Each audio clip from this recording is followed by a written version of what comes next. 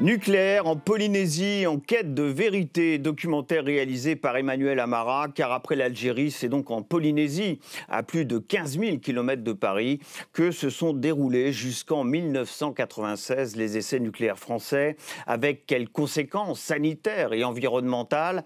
Une commission d'enquête parlementaire vient de rendre ses conclusions sur le sujet et nous allons maintenant y revenir avec nos invités présents aujourd'hui sur ce plateau de débat doc. Mereana Red Arbelot, pour commencer, est avec nous. Bienvenue à vous.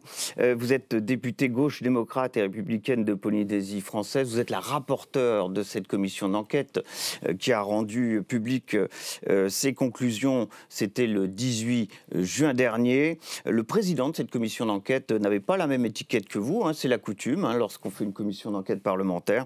Il s'agissait de Didier Legac, qui est lui député Renaissance. Nous allons revenir, bien entendu, avec vous sur ce que sont les conclusions de ces travaux. Ils ont duré 6 mois, 120 personnes auditionnées, 40 auditions autour de ces essais nucléaires en Polynésie. Nous allons en parler aussi avec vous, Renaud Meltz. Bienvenue à vous. Vous êtes directeur de recherche au CNRS et vous avez co-dirigé ce livre, Des bombes en Polynésie, les essais nucléaires français dans le Pacifique, publié aux éditions Vendémiaire. Vous avez été auditionné dans le cadre de cette commission d'enquête et on vous a vu également témoigner dans le film que nous venons de voir à l'instant. Et puis enfin avec nous, François-Marie Bréon, bienvenue à vous. Vous êtes climatologue et porte-parole de l'Association française pour l'information scientifique. On va commencer cette émission après ce film par une carte pour resituer peut-être pour ceux qui ne connaissent pas bien cette région du monde, la Polynésie française, avec notamment, vous voyez en rouge, Tahiti, puisque c'est là que s'est installé le centre d'expérimentation du Pacifique, créé par le général de Gaulle en 1962. Les essais nucléaires proprement dit ont eu lieu à plus de 1000 km au sud-est de Tahiti, 193 essais au total. Alors cette commission d'enquête, elle n'arrive pas tout à fait par hasard, il y a tout de même un historique, et on va dire que l'omerta qui régnait autour de ces essais nucléaires en Polynésie française a été révélée par la presse, qui pour le coup a plutôt bien fait son travail, et par un site qui s'appelle Disclose. C'était au début de l'année 2021, et quelques mois plus tard, eh bien, le chef de l'État, Emmanuel Macron, s'est rendu sur place, vous y étiez d'ailleurs, en Polynésie française, et il a eu ces mots: je veux ici vous dire que la nation a une dette à l'égard de la Polynésie française. Cette dette est le fait d'avoir en effet abrité ces essais dont on ne peut absolument pas dire qu'ils étaient propres. Et il a ensuite déclaré vouloir la vérité et la transparence. Et pour obtenir la vérité et la transparence, comme le souhaitait à l'époque le chef de l'État, il faut commencer par la déclassification pleine et entière de toutes les archives, évidemment, sur le sujet. Ça fait parler d'ailleurs des premières préconisations de la conclusion de cette commission d'enquête. Déclassification, parce que ce n'est pas le cas aujourd'hui, cette déclassification n'est pas pleine et entière. Alors, la création de cette commission d'enquête venait justement suite notamment au discours du président en 2021 et ensuite donc à mon accession au mandat de député, où j'ai voulu que la représentation nationale s'intéresse à ce sujet, puisque ça ne s'était jamais fait auparavant dans le cadre d'une commission d'enquête. Et un des premiers aspects était pas la déclassification en elle-même, mais plutôt l'accès aux archives, puisqu'il faut avouer qu'il y a eu un effort de fait en 2013 et ensuite en 2021, mais il reste encore du travail à ce sujet. Voilà. Qu'est-ce qu'il reste à faire comme travail à ce sujet, très précisément? Quelles sont les données dont on ne dispose pas aujourd'hui pour avoir un jugement très précis de ce qu'ont été les conséquences de ces essais nucléaires? Alors, certaines archives sont déclassifiées, mais restent inaccessibles. Donc, c'est travailler sur l'accessibilité de ces archives. Et aussi, par exemple, pour le CE-ADAM, il y a des archives qui sont là-bas, mais il n'y a pas d'inventaire. Donc, c'est difficile pour les chercheurs de travailler sur des archives dont ils n'ont pas les inventaires, ne sachant pas où aller, enfin, ce qu'ils veulent vraiment chercher. Et il reste encore, mais je crois, quelques documents à déclassifier. Vous êtes l'un et l'autre intéressés, évidemment, ça fournit vos travaux, ces fameuses archives. Alors, Renaud Metz, vous avez une appréciation très directe sur ce qui s'est passé et sur le secret entretenu sur place à l'occasion de ces essais. Vous déclarez: la politique de gestion des risques a reposé sur le secret, puis la dissimulation. Alors là, expliquez-nous. C'est-à-dire que ça expliquerait évidemment beaucoup de choses. C'est-à-dire que la première campagne, en 1966, repose sur, on va dire, pour être poli, une euphémisation du danger. Le danger est non pas nié, mais on considère qu'il est maîtrisé et qu'on a un gouvernement du risque, une administration par la technique du risque qui permet de limiter ce danger. Mais les choses évoluent dans le temps.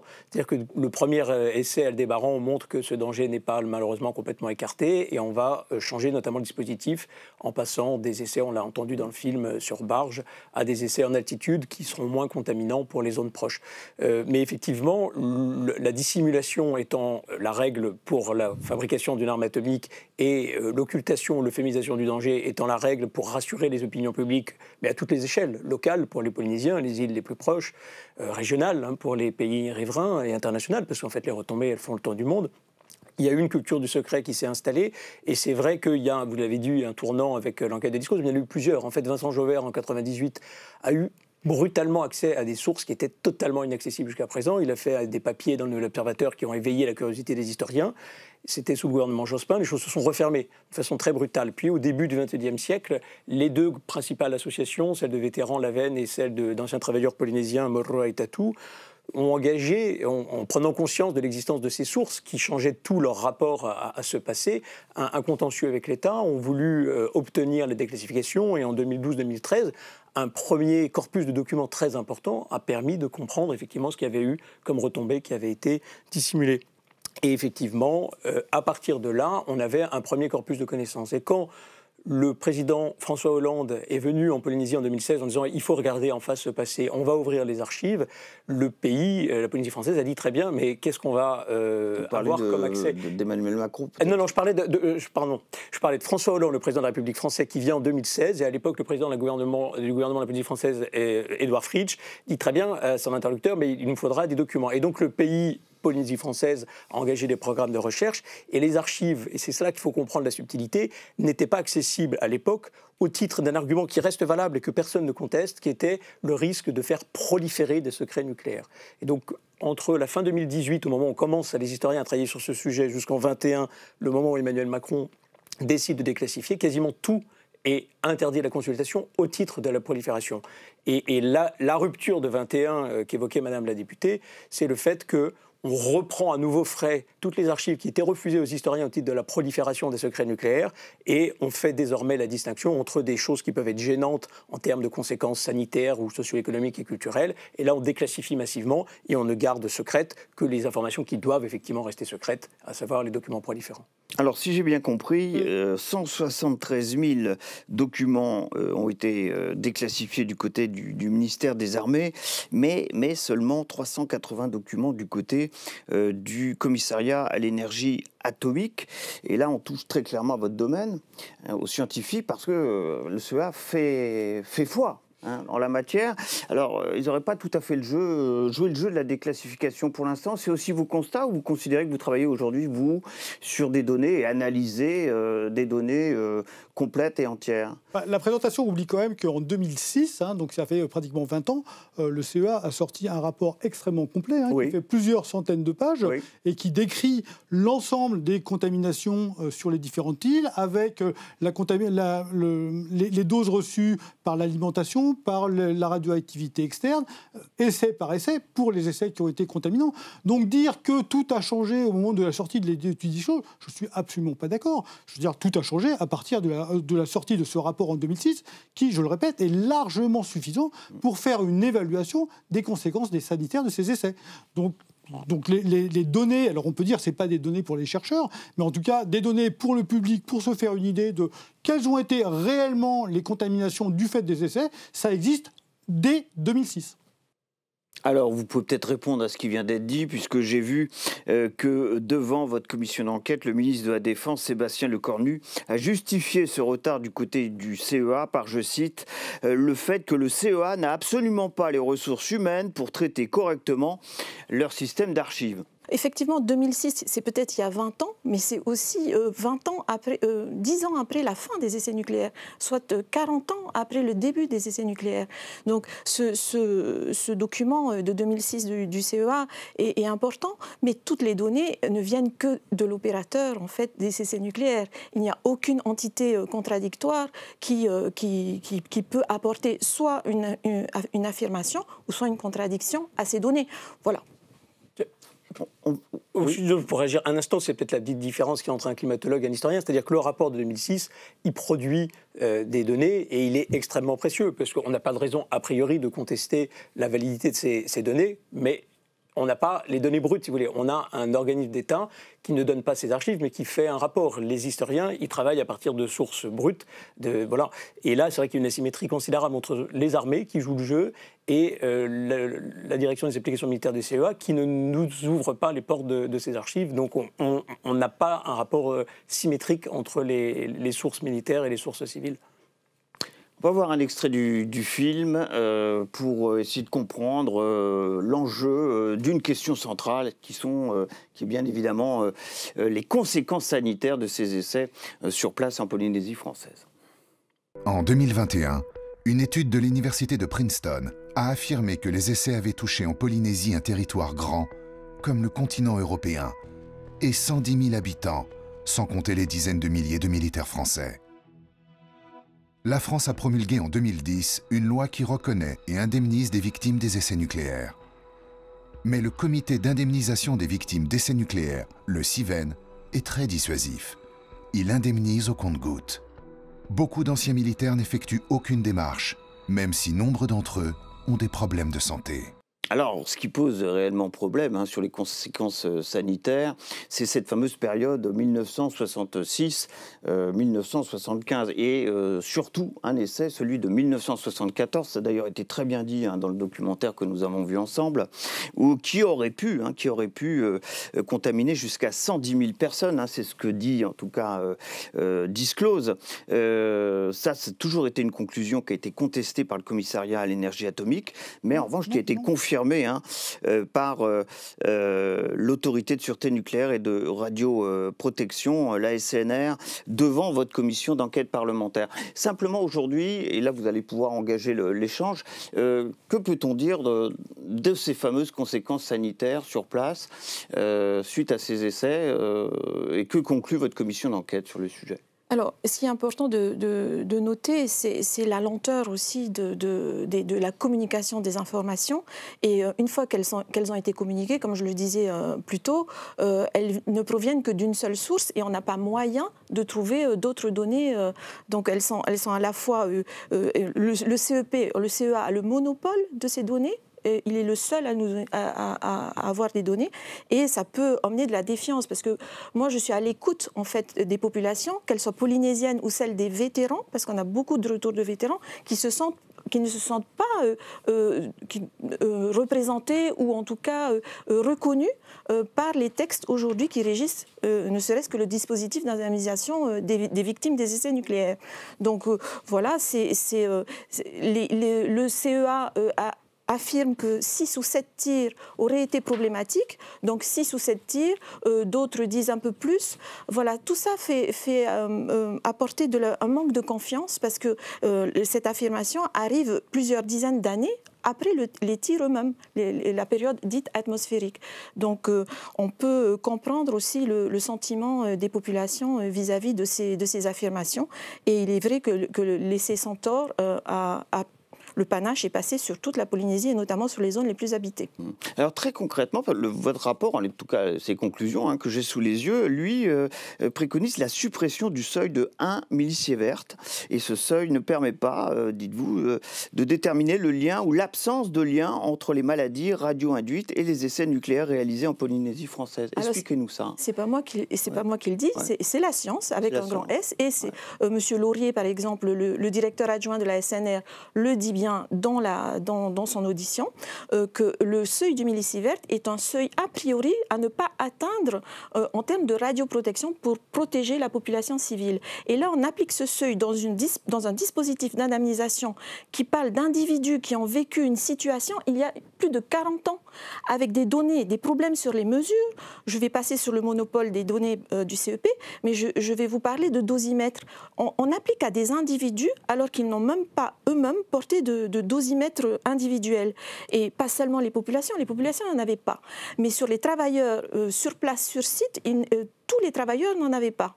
Donc on applique des mesures d'ambiance, des mesures, on va dire, globales pour des individus. Et ça, ce n'est pas entendable. Je vous donne la parole sur ce sujet parce que là, c'est vraiment votre domaine. Et donc, d'une part, je voudrais revenir un tout petit peu en arrière, là, quand vous avez dit que c'était l'excuse disclose qui avait montré qu'il y avait eu des contaminations sur Tahiti. Ce n'est pas vrai du tout. Dans le rapport de 2006, c'est écrit très clairement. Le rapport est écrit très clairement qu'effectivement, l'essai Centaure a contaminé l'île de Tahiti. Donc, arrêtons de dire que c'est grâce à disclose qu'on sait ça. Ensuite, ce que disait le rapport de 2006 et ce qui est confirmé par l'étude disclose, c'est que la contamination a été de l'ordre de 1 millisievert. Et on sait, la science sait que si la dose de 1 millisievert, c'est tout petit. C'est-à-dire que chaque année, la radioactivité naturelle, c'est plus que ça. Quand on fait un examen médical de type scanner, on se prend 10 millisieverts. Il y a des régions du monde où la radioactivité naturelle est 20 millisieverts par an. Donc 1 millisievert, c'est rien du tout.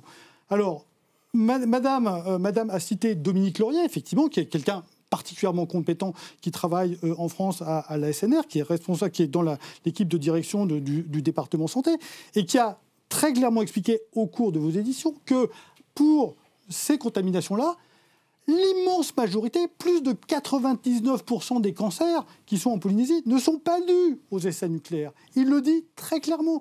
Si vous voulez, je vous cite un petit peu son passage, je l'ai sous les yeux. Il y a l'augmentation des cancers pour une exposition à la radioactivité de 1 millisievert va être de moins de 1%, nettement moins de 1%. C'est lui qui l'a dit très explicitement.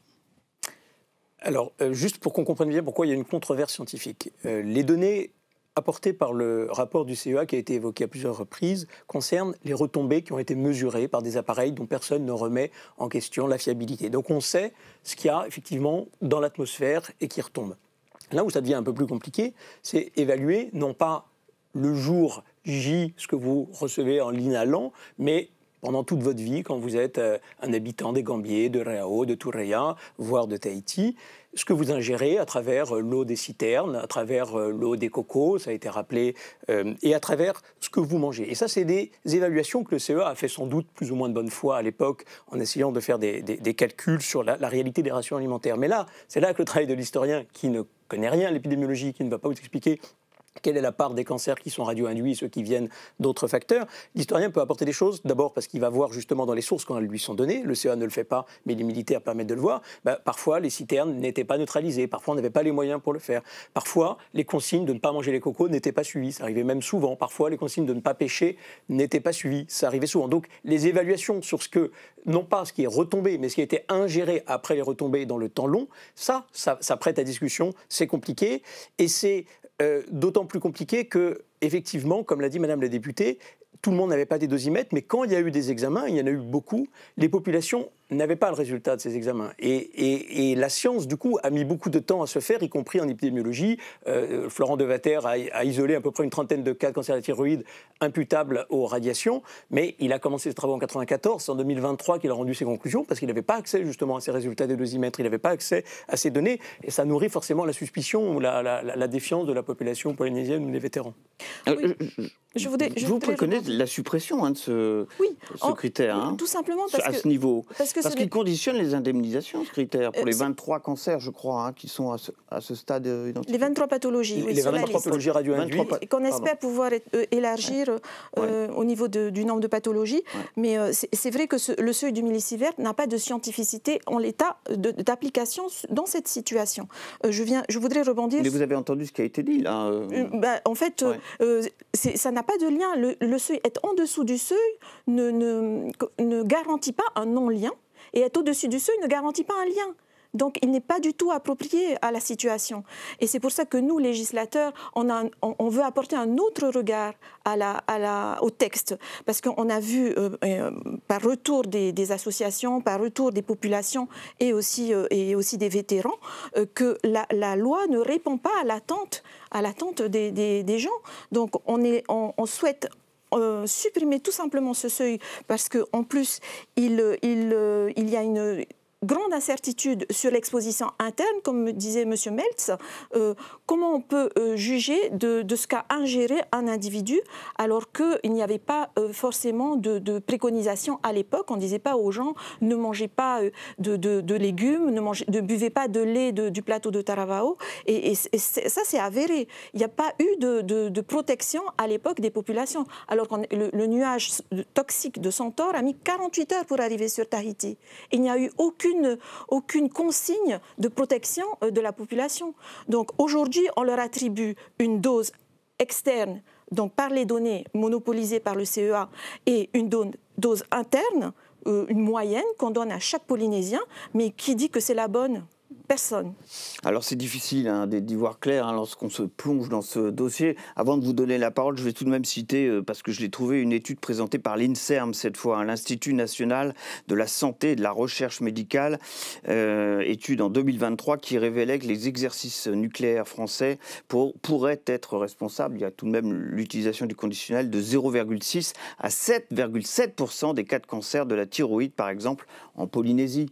Donc il y aurait bien tout de même des conséquences sanitaires détectables, notables et estampillées. Non, pas détectables, notables. Ça, c'est sur la base d'un calcul, effectivement. Mais une augmentation des cancers de 2% des cancers de la thyroïde, c'est dans le bruit statistique. Donc ce n'est pas observable statistiquement dans le cadre d'une étude épidémiologique. D'accord ? Mais à aucun moment, je vous ai dit qu'il y avait zéro impact. J'ai dit que ces impacts étaient particulièrement faibles. Donc là, le rapport qui a été fait suggère que, finalement, tous les cancers de Polynésie soient considérés comme de nature radioinduite. C'est ça qui va se passer si vous faites sauter le seuil de 1 millisievert. Alors que la science nous dit il permettrait d'augmenter le nombre d'indemnisés, pour dire les choses concrètement. C'est tout ce que voit, en fait... C'est ce que vous êtes en train de nous dire. C'est tout ce que voit... c'est ouvrir les vannes, il l'a dit sur une tribune. Donc, ce n'est pas du tout l'approche que nous souhaitons faire, puisque la science ne sait pas dire aujourd'hui, ne sait pas dire si un cancer ou un autre est lié ou pas au rayonnement ionisant. Donc, quel que soit le seuil, même pour un seuil très très bas, on pourrait diviser par 100 le seuil du millisievert, on ne sait pas encore, on ne saura pas, la science ne le dit pas. Donc moi, monsieur, je ne souhaite pas faire dire au droit ce que la science ne sait pas dire.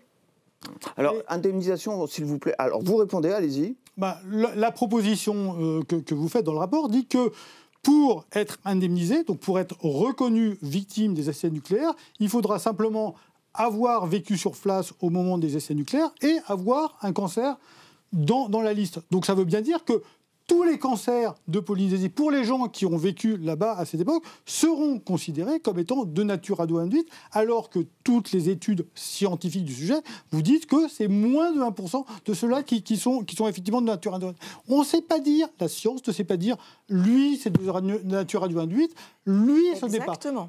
Donc peut-être qu'on peut faire le choix d'indemniser tout le monde, comme ça on est sûr de rater personne. Par contre, de faire croire aux gens qu'il y a eu plusieurs centaines de cancers qui sont effectivement radioinduits, ça, c'est contraire à la science. Alors, ce n'est pas du tout ce qu'on veut faire croire. Justement, l'approche est différente. Nous, on est législateurs. Donc, on ne peut pas aller sur une présomption de causalité, puisque le lien de causalité n'est pas démontrable par la science. Il faut faire autre chose. Il faut avoir une autre approche. Et c'est l'approche de la présomption d'exposition. C'est ça, et toute la différence. On n'est pas en train de dire que tous les cancers en Polynésie ou des vétérans sont dus aux expositions, aux radiations, mais il y a eu un risque d'exposition qui a été pris, et c'est tout le chapitre 1 du rapport, c'est le choix du site. Si le choix du site s'est porté sur le désert saharien et sur la Polynésie, c'est bien parce qu'il y avait très peu de population dans ces contrées. Et je renvoie bien sûr à tous ceux et celles qui nous regardent à aller consulter ce rapport. Il est en ligne sur le site de l'Assemblée nationale. Deuxième extrait du documentaire. Sur place, chez vous, en Polynésie française, on demande des comptes, et notamment concernant les indemnisations. Nous avons déposé 124 dossiers officiellement, obtenu réparation que sur 23 dossiers, et nous avons en instance 1000 dossiers.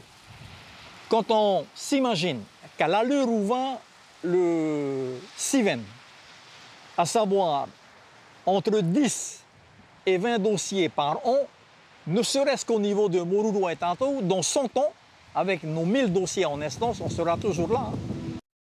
Donc c'est le comité d'indemnisation des victimes des essais nucléaires, le CIVEN, qui est chargé de gérer ces fameuses indemnisations suite à la loi Morin, du nom d'Hervé Morin, qui était à l'époque ministre de la Défense. C'était en 2010, cette loi Morin, qui vise à indemniser les victimes des essais nucléaires, pas seulement d'ailleurs en Polynésie française. Qu'est-ce qu'on peut dire de l'avancée des indemnisations, de la prise en compte? Ça semble compliqué, tout de même. Alors déjà, on peut dire que la loi Morin, en soi, fait bouger les lignes. C'est une pression politique qui vient d'en bas, qui est relayée par les députés, que ce soit les députés, beaucoup de l'ouest de la France, où il y a beaucoup de vétérans, et les députés de Polynésie, les élus de Polynésie, et les associations. Et l'historien que je suis, quand je vais voir dans les archives, à partir de 2010, j'arrive à voir quelques archives aussi récentes que ça, et on voit bien que le ministre, que le cabinet du ministre demande des éléments de langage. Et on voit bien que le service de suivi des centres d'essais nucléaires est assez réticent et assez partagé. On a par exemple toute une note qui donne des précisions sur le raté d'un essai qui, cette fois, s'est fait en Algérie, le 1er mai 62, Beryl.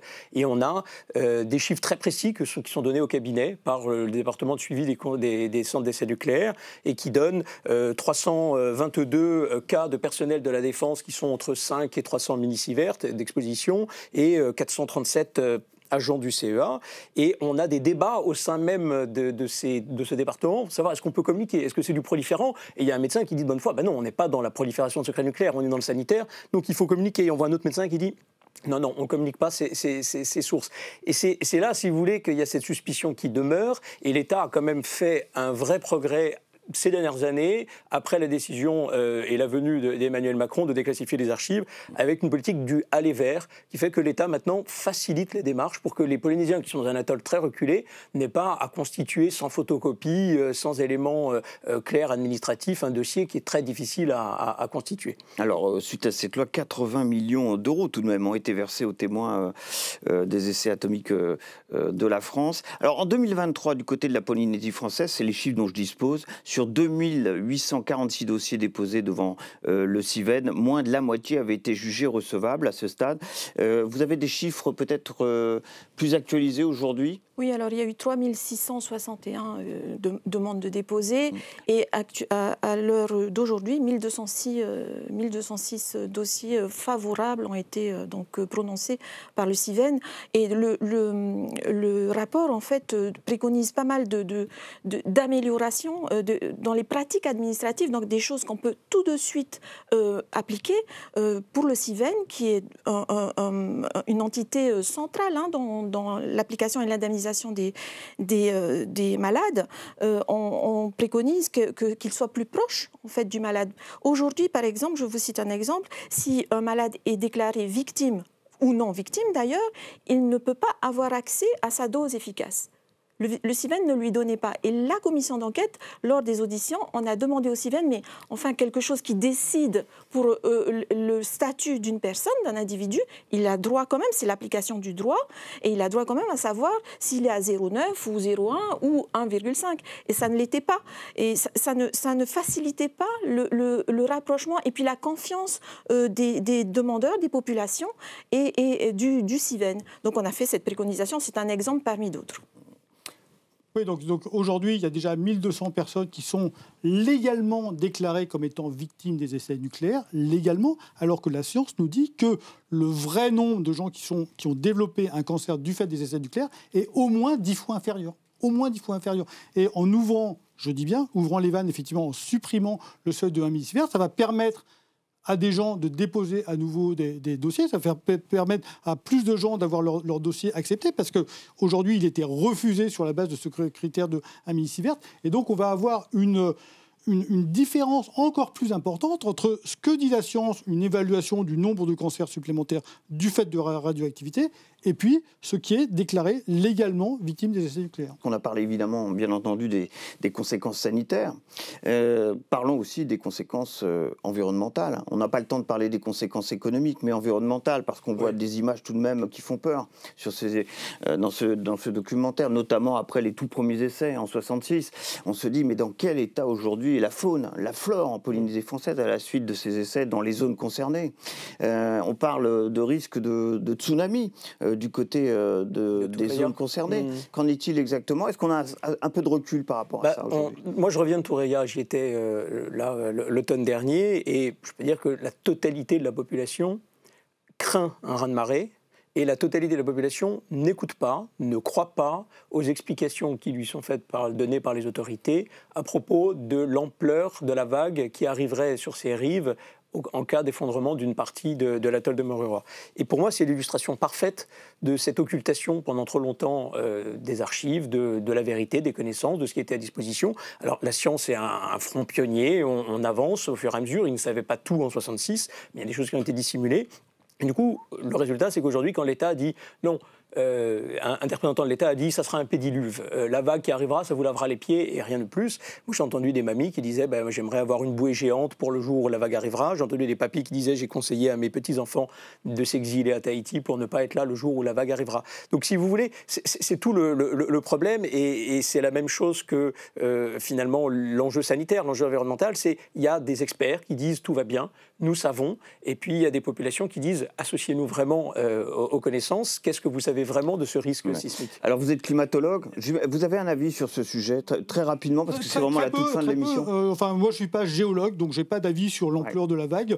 Par contre, vous oubliez dans la description générale, c'est qu'il y a un certain nombre de gens qui agitent les peurs. Et ils sont là aussi et pour façonner l'opinion publique. Ils sont là aussi, il faut pas l'occulter. Et d'ailleurs, il me semble qu'on le voit dans ce reportage ou peut-être dans un autre, quelqu'un qui dit « Mais non, ça va faire une vague de 20 mètres !» Ben voilà, le problème, c'est aussi qu'il y a des gens qui mentent là-dessus. Et sur les effets sanitaires, je pense que c'est la même chose. Il y a des gens qui mentent sur qu'est-ce que ça veut dire vraiment une exposition à un hémisphère. On va vous laisser le mot de la fin. Oui, je voulais juste réagir. N'est-il pas la réponse justement à cette dissimulation de tant d'années, ces réactions que vous critiquez aujourd'hui, qui peuvent paraître démesurées, mais on peut parler aussi de la dissimulation qui a fait naître aussi ces réactions. Merci vraiment, un grand merci à tous les trois d'avoir participé à cette émission après ce documentaire que nous vous proposons aujourd'hui dans ce débat doc. Un grand merci aussi à Yasmine Benaïssa et Félicité Gavalda qui édite cette émission comme à l'accoutumée aujourd'hui. Vos réactions, hashtag débatdoc, nos invités pourront d'ailleurs réagir à ce que seront vos réactions. Je vous retrouverai pour un prochain débatdoc, ça sera bien sûr à la même place, la même heure et toujours avec son documentaire et son débat. À bientôt.